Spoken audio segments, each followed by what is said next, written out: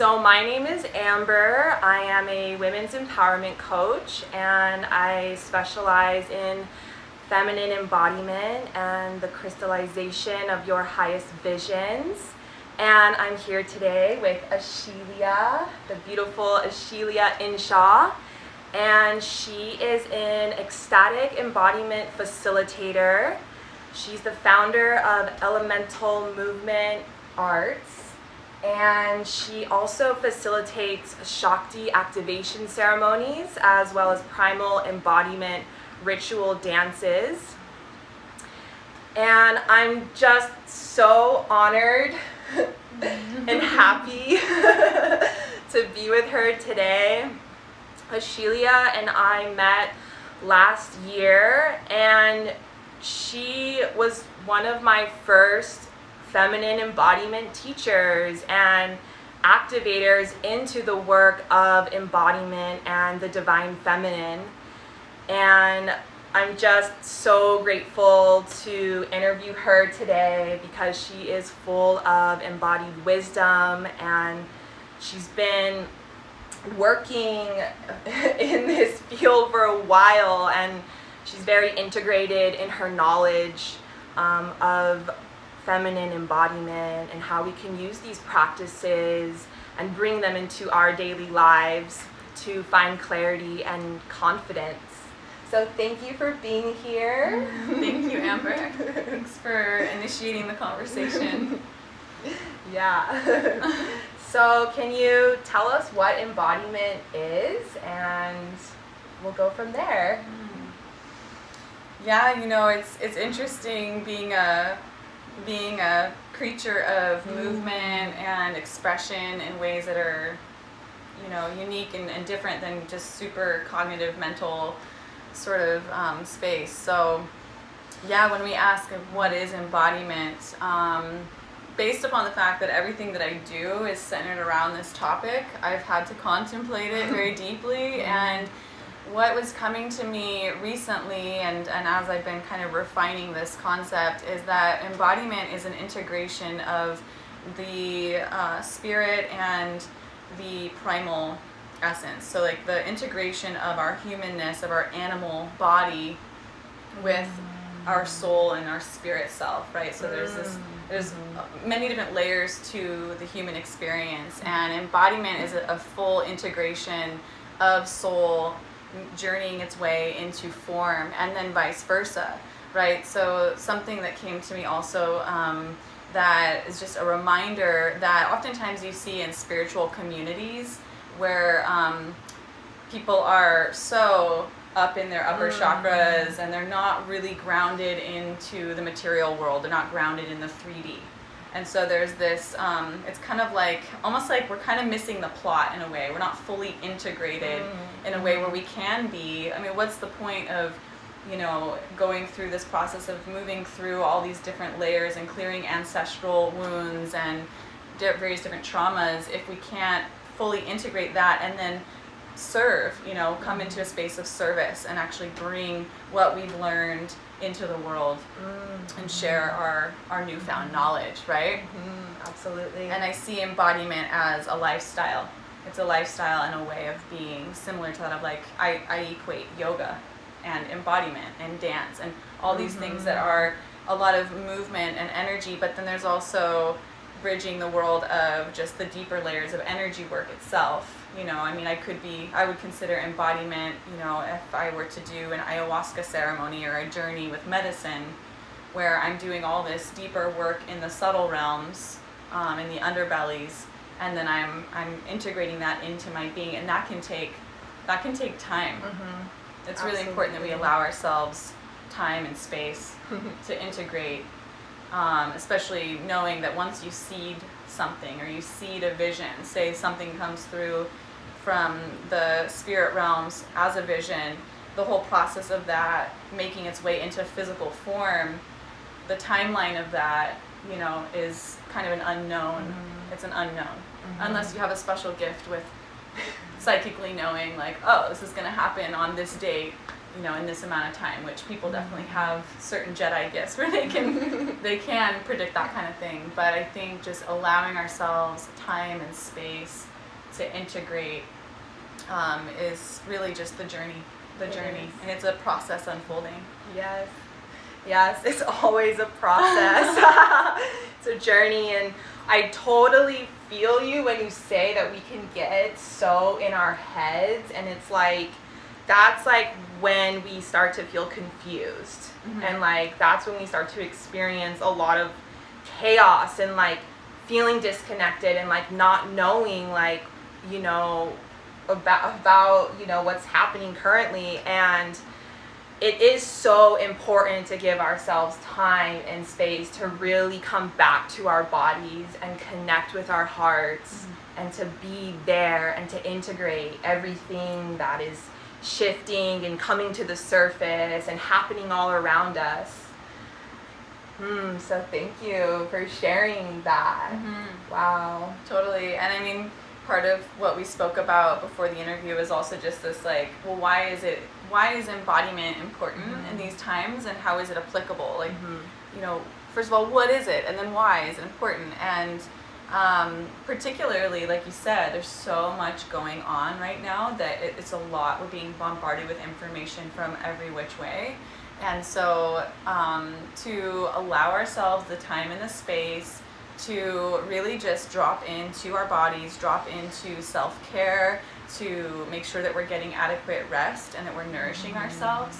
And then also connection, right? Connection with the earth, connection with ourselves, connection with our family and friends, as best as we can with whatever circumstances that we're in, is so crucial right now, because there's so much information coming through. We're just receiving so many upgrades and downloads and up-leveling of our humanness, where it's becoming more and more clear. The veil has been lifted, so the physical follows the energy. The energetic planes, the veil has been lifted, and the old structure, the old systems, the patriarchal system has already collapsed. It's done. So now the process of embodiment within the journey of like the greater collective is that we're witnessing how that's going to look and feel, and that we're simply space holders and allowing that process to mirror within our bodies. Like whatever's going on in the world is also happening within us individually. And I see right now specifically there's so much deep layers around with the BLM movement, and with all the various different just the things that are coming up around ancestral clearing, deep wounds and traumas that are stemming from the lineage.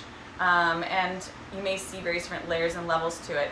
There's other layers of, you know, for me, something that came up around just being a woman and stepping into her power, and how that looks and feels at this time.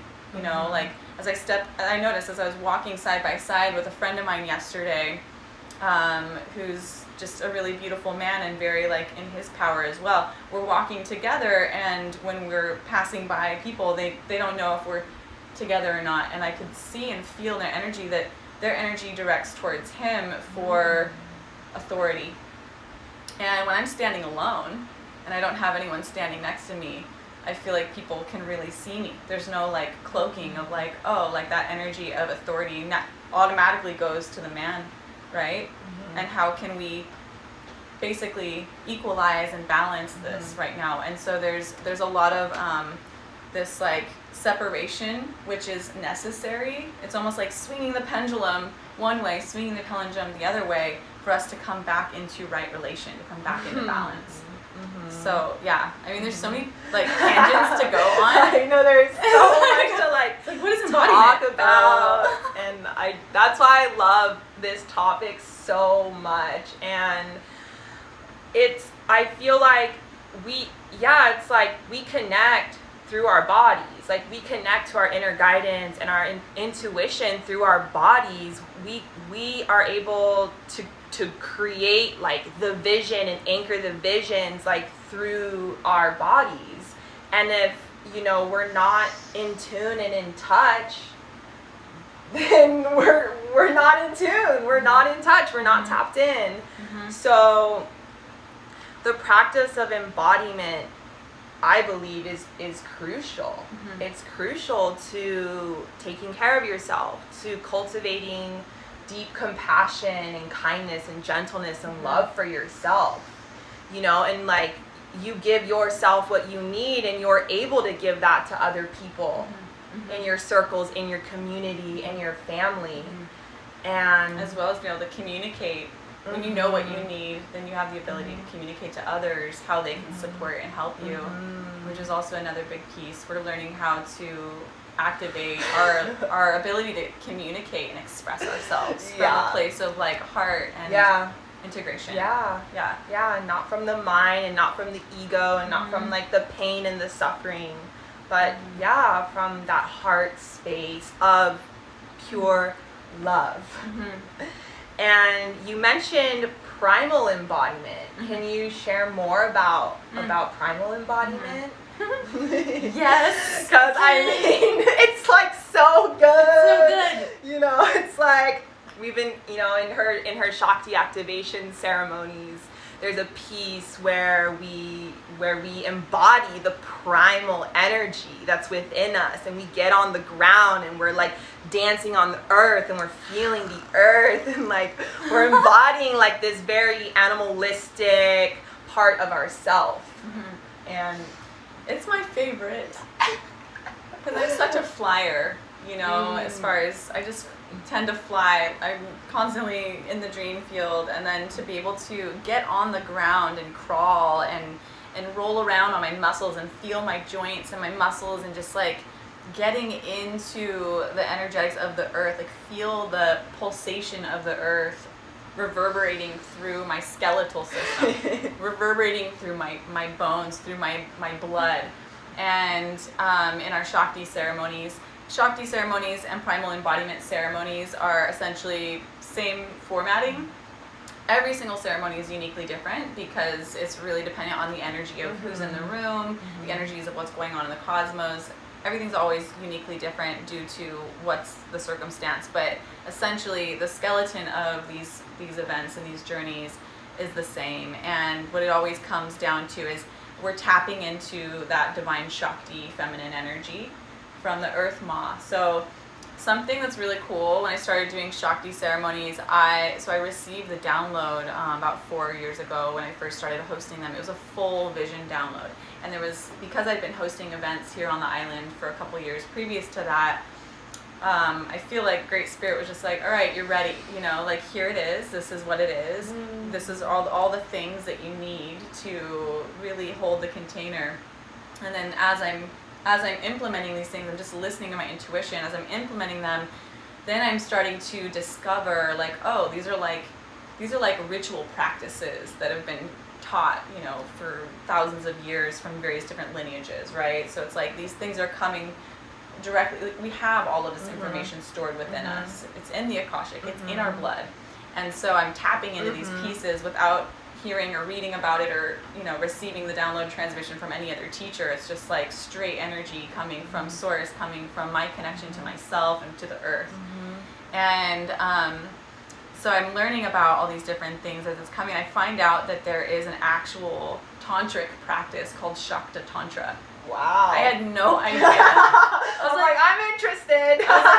As I was developing the sacred Shakti dance, I thought, this is like, we're like worshiping the earth, and that's the exact definition of Shakta Tantra. It's worship of the earth. I'm like, oh, okay, all right, that's what we're doing. And doing it in a way where I'm not proclaiming anything that I can't, you know, accurately and within, you know, right relation to various different lineages and teachers say, oh, this is what I'm doing. So at least I know that it exists and that I'm actually naturally already doing it. That's pretty cool. And to also just, it's a reminder, you know, that everything we need is already here within us. And it's just a matter of essentially, once you receive guidance, go follow through with it. Once you receive the actual like step-by-step instruction from spirit and you have a calling, you know it's a calling. It's very clear. It's almost like it's something you just cannot deny, and there's really no other option. You know, it's kind of one of those things of like, if you've received an assignment, which you may or may not have at this point in time, and if you have, my highest advice is to follow through, like, and to really tune in with your body. You know, if you're like nervous as hell to do it, that's a good sign. If you're not scared, then there's something off. Yeah. You know, a little bit of fear is good, because with that stokes the fires. And so within the Shakti journeys, we dive deeply into multi-dimensional playing field, more so tapping into that Gaia frequency, fifth dimensional realm. And I received a really clear like download about that as well. Like pretty much through a dream. A friend of mine, another priestess sister, came to me in a dream and was like, "Take my hand," and she like took me. This was in a dream. And she took my hand, and we went through an earth portal to an underground city. Whoa. And like, yeah, I get chills. Whoa. And that was, she's a dear sister. And it was just, I woke up from that dream just like, all right, like this is something that, like I said, I can't deny. And there's no, I really honestly can't keep going about my days without taking some necessary action steps to follow through. Like otherwise I just feel sick. Like, yeah, and to share that with the world. Yeah. Totally. Wow. So yeah. And she's like, it's like so true. It's just like it is within us. Like, you know, Sheila had mentioned she didn't even know that was actually like a tantra embodiment practice. It was just like intuitively there. It was already available, and through the embodiment, through embodiment practices, like we are able to like tap in and allow that to come forth, and that brings us to Shakti. That's like tapping into Shakti. And the energy in our creative life force, so that we can continue our cosmic missions and bring our gifts into the world and claim our power and like move forward in that. And can you tell us about Shakti? Who is Shakti? Who is she? I mean, Shakti is, like you said, that creative life force energy, that primordial life force energy that is also known to be the Kundalini source within us. And so within the journeys that I will hold, it was a very clear assignment to move from the crown down to the root.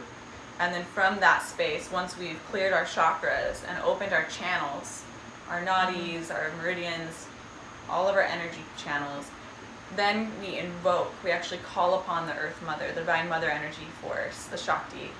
And we invoke that energy, and so yeah, it's pretty witchy, right? And it's very visceral, because once we've invoked that energy, we allow and open ourselves up to be able to express that primordial life force energy through us. And then as we're journeying through, especially within a container of other sisters or brothers, this is primal embodiment journey as well. We start to move through the chakras as we bring it back up. So whatever the visions or whatever the insights or creative thought processes we're clearing the channels to then activate and invoke that energy for her to bestow her wisdom and knowledge unto us and actually integrate her life force energy into our being. So then from there, as we move throughout the world, we're able to take that and bring it to physical manifest. So we're able to really activate that that extra added layer of like, okay, yeah, you've got the idea, you see it, what's it gonna look like?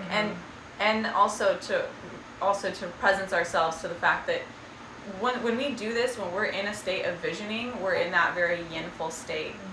When we're in more of the yang, when we activate the yang energy, the masculine energy, that's more of like the action steps that are to be taken. But when we actually allow for the feminine to have that space, we create that space for the visioning, the action steps that are being taken are almost essentially effortless. Yeah. And that's the difference. They flow. They're so easy. Like the inspired action steps just come organically and naturally. All the right players, Yeah. you know, all the different connections that need to be made, whatever it is, like the inspirations, the understandings, like everything comes in its divine time. And so we just have to continuously come back to a space of trust and surrender and allowance and joy and ecstasy. Like, I think once we fall away from that sense of ecstatic joy, I think it's fair that we give ourselves permission to chill. Absolutely. Pardon my language, but chill the fuck out. Take a seat. Yep. And just like allow your body to integrate. Allow the information to come to you. So then when you're ready, when you feel that primordial force propelling you forward from a space of authenticity, then you move. Yes. Until then, it's almost like just totally out of alignment to try and force it or activate on something that's not organically stemming from that space. Yeah. Wow. Yeah. It's been like everything I've been experiencing the past couple days, just like taking the time and space to like be in my yin energy and to allow like whatever needs to like come through and allow what needs to be integrated and not to shame ourselves for that, not to, feel guilty about that, but just to allow it and to be in that feminine receptivity and that deep level of trust with yourself and with the universe, knowing that like all is well and all is happening as it's meant to happen, and like the creativity is coming, the clarity, the confidence, it's all coming. But it's so important to take that step back and to give ourselves what we truly need, to give our bodies and our hearts and our minds and our spirit what we truly need, so that we can move from a place of authenticity and of alignment. And I love that you said that. Yeah. So we can anchor in our highest visions. We can birth businesses, and we can create the type of relationships and connections we desire to be a part of, and live the divine dream life. The divine dream life, which is totally in alignment. May thy will be aligned with divine will. Right? And when we're aligned with divine will, that is the space of effortlessness and joy and bliss. And of course, not to denote that there are the dips that come with that, and all the shadow layers that come out and that we must face. So it's not all like flowers. I mean, where does the flower come from?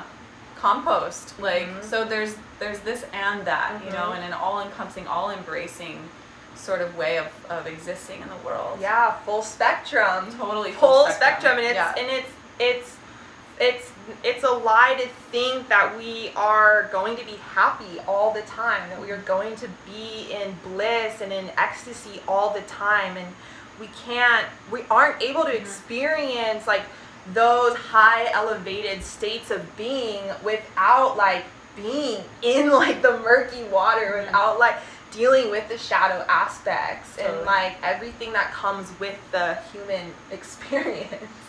And also just like, just allowing, right? Like that's the main piece that always keeps coming through. Just like really, really delving deeply into that space of allowance. Surrender, and to just letting go. Letting go of like detachment and like limiting beliefs and old narratives and stories, and just like letting them surface and being aware of them and recognizing them and just letting them flow, giving that, like just letting them just like move, letting them move. The trauma unraveling from the neurological system can look horrific. It can look ugly, right? If we were to deem something beautiful or ugly, it can look just like a shit show. And we have to be willing to be a shit show. Yeah. We have to be willing to go into the grind and come out looking like we just came out of some sort of where were you? Where did you go? I don't know. And just really like, and then allow yourself that time to just like, hit rock bottom. And then there's also that layer of like, at some point in the game, in the journey of evolution and transformation, you start to find pleasure within that pain. It's almost a little, it's a funny topic to like touch on, but it's like actually finding like orgasmic pleasure within the excruciating pain and the uncomfortability. And just a reminder that like, it's okay. It's okay. Everything's okay. And there's no need for us to try and create stories around something that just is what it is. Yeah, it is what it is. It is what it is. Yeah. And some other pieces too, when we ask about like what is embodiment, and you know, just thinking in terms of like trauma release and all the things that that are really important to address in order for us to experience like the proper form of ascension, this journey of the soul integration into form, and then this ascension process that occurs within that, and how that blossoms is completely new and fresh. And to see like what comes from once you've unraveled a trauma or you've addressed a shadow, it's like a soul retrieval, right? Because these layers and pieces, these aspects of self that stem from maybe trauma experiences that you've had in this lifetime, maybe potentially past life experiences, or your lineage, right? There's so many different layers of what could be going on at any given moment in time, and what's presenting itself in the moment is what needs to be addressed in the moment. And just really like the soul retrieval component is those parts of self that are fragmented. So, and oftentimes it's so hidden in the dark, it's so hidden in the shadows that we don't even know that it's there. And that's why it's so important to surround ourselves with other like-minded beings that are on this ascension path, because we're all on it, we're all in it together, and there's an unwritten agreement that we all have with one another that we're gonna shed light on each other's shit. Like, do you see this in the corner? Like, this is a thing that like, I love you, and I'm gonna love you even though you have this, but I just want you to know that like, I'm gonna hold space, energetic space for you to like go figure that out. I'm gonna go hold space for you to grab a shovel or go grab whatever tools you got. Your job, not mine, not my kuleana to handle your shit. And that's the proper way for us to go about relationship, right? And that's, I think, where this whole like integration for all of us as a collective, we're coming into this space of, I'm gonna take space, I'm gonna give you space, I'm gonna give me space, and just allow for us to find, you know, what are your tools? Go grab your tools, go deal with your things, deal with your shadows, integrate your soul parts. What do you need to do to bring yourself into a space of like, I'm ready, because you know what? It's go time right now. Yeah. It's go time. It is go time. Like 100%. These conversations are on because we need to wake up like now. Let's go. And then what needs to happen? What are the action steps? And that will come through to individuals as it's meant to. Like I know, and you are as well, that I'm an initiator, right? We're initiating this conversation so that it may inspire and initiate others to tap into their primordial life force, to be able to feel that inspiration sparked from within, to say, I've had this vision, it's been sitting with me, I see these women having this conversation right now that are reminding me that this vision is coming to you because it's an instruction coming to you from spirit. And you have two options, look away or look in, lean away or lean in. And I say lean in. Lean into it. You might lean into it and fall into something that you have no idea where you're going. That's a good thing. Go with it. Go with it. Let go. All will be revealed. Yes. All will be revealed in perfect and divine timing. This is such a great conversation. I love it so much. So how, like, it's like, okay, so we're talking about these practices and we're talking about these tools. What, like, does that look like in our day-to-day living? Like, what does embodiment look like in our day-to-day living? Can you share some, like, rituals or some tools that we can use in our morning practices and in our daily living? Yeah, I mean, this is for all of us, right? Because I'm I'm a hummingbird. I like to joke that I'm kind of like, I've got this thing. I'm like, squirrel. I'm on topic. I'm off topic. And yeah, it is a continual process of bringing our energy into focus, like stay focused. And I think like for me, some daily rituals, things that anchor me are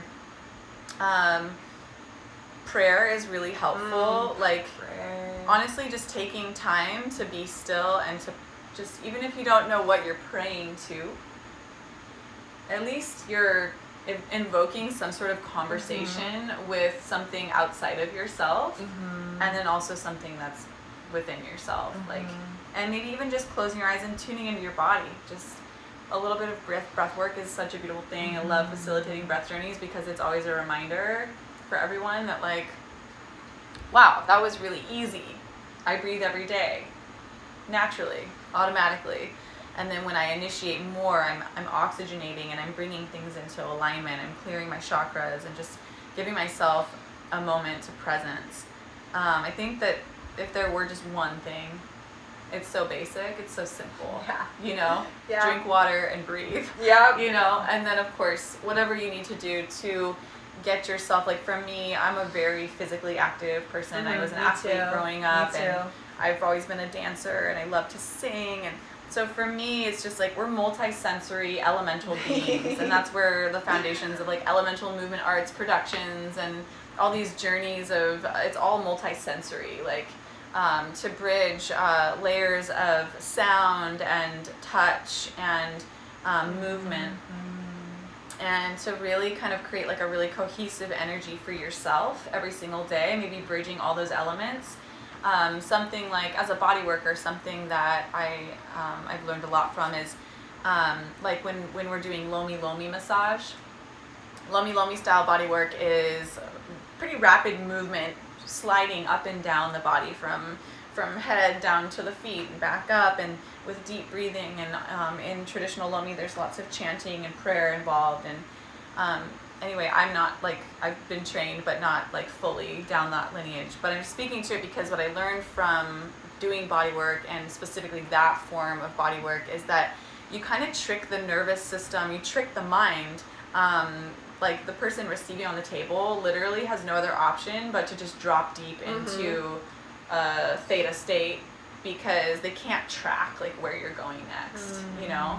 So there's a magic to that. If you overload the senses a little bit, you know, intentionally, by bringing in all these different elements at once, then you have no other option but to like go into your center. And that's where the energy just naturally focuses. It's like if you're like in a storm, if you like go into the eye of the storm, that's the point in the center that you can actually like find some peace. The inner calm. The inner calm. Yeah.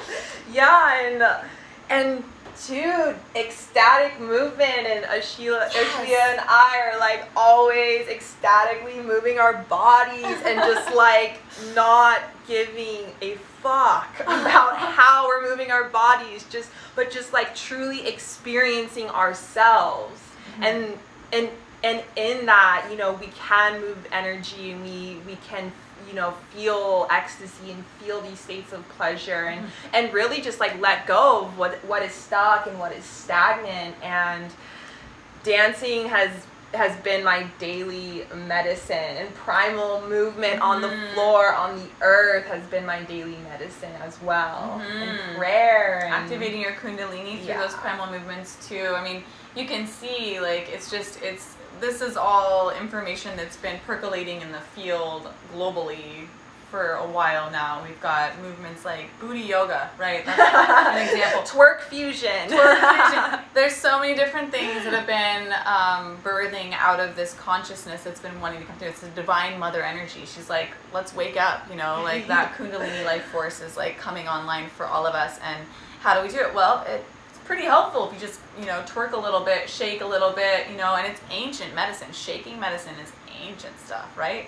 So this is like nothing new. This is ancient technologies that are being brought back to we're being brought back to life. And we're bringing the temples back, and that's also a really big part of like who I am in that respect of like, these are memories that I recognize, and then when I revisit them in my consciousness, whether it be in vision or just like a glimpse of it in the physical, I'm so easily reminded of like, this is it. Like, my path is to move my body, dance, come together in community, find a unity consciousness, co-create containers for unity consciousness, for mass transformation to take place. And as a facilitator, you know, and coming soon, you know, soon, I'm preparing to hold trainings in this because I feel like we need to spread this seed. Yes. We need to spread this awareness Yes. as much as possible, as quickly as possible. I mean, I've been feeling pretty sheltered on the Hawaiian Islands, and I realize there's a lot of human beings out there that don't have this sort of connection. Mm-hmm. I mean, the fact that we can have this conversation, this is a typical conversation between the two of us. When we see each other at the coffee shop, you know, hey, how you doing? Yeah, and we just go like super deep. Like, how's your coffee? It's good. Yeah, it's activating my root chakra. Yeah, mine too. Like, you know, like these are typical conversations for us. This is nothing, you know, like, oh, I've never had this conversation before. It's and then you're not like, we're surrounded in tribe and community here in Kauai and all along the Hawaiian Islands. You know, this is, you know, the land of Mu and Pleiadian, Atlantean. Yeah. You know, we've got a lot going on here. So the land of abundance. Yes. God, of beauty and of Thank so you for saying much. that. That's it right there too. There's an activation of the abundance codes that are coming through with the Divine Mother. So we're part of the dissolving of the patriarchal system is also the dissolving of lack consciousness. Yeah, of right? Scarcity mindset. And it's a complete like a complete transition into this energetic of abundance consciousness, which are abundance codes, which are connected to the Christ and Magdalene codes. So these are bits of information that are coming through that we're integrating into our beings, whether or not we're conscious of it or not. That's what's happening. Yeah. And blessings to all of that. Blessings, yes. And I mean, yeah, we've got your phone sitting up against my Magdalene manuscript book right there. So perfect. And I'm just like taking in as much as I can in all directions by surrounding myself with other like-minded beings, by reading things like the Sophia Code and the Magdalene manuscripts, and just really, really delving deeply into different ritual practices and things that can really support this integration. Anything that supports it. You know, surrounding yourself with beauty, the beauty way, like embracing flowers and nurturing yourself and nurturing your lovers and massaging each other and massaging yourself, and just embrace it. Embrace the good stuff. Like, we deserve it. Everyone deserves it. Yes, absolutely. Embrace it all. Embrace it all. Just welcome it in. You know, there's no need to feel afraid anymore. You know, we do have everything we need, and we are innately abundant. And if you don't know what the answer is, then take that time and space and be in prayer and be in silent meditation and be in your body and be in your movement medicine and allow it to just come to you, because it will. And wow, this conversation was like so illuminating. So good. And I'm just so grateful and honored that not only we can have these types of conversations within our friendship, but we can also come together and like share it with everyone who has joined us and everyone who will watch these videos after. So thank you for being here. Thank you.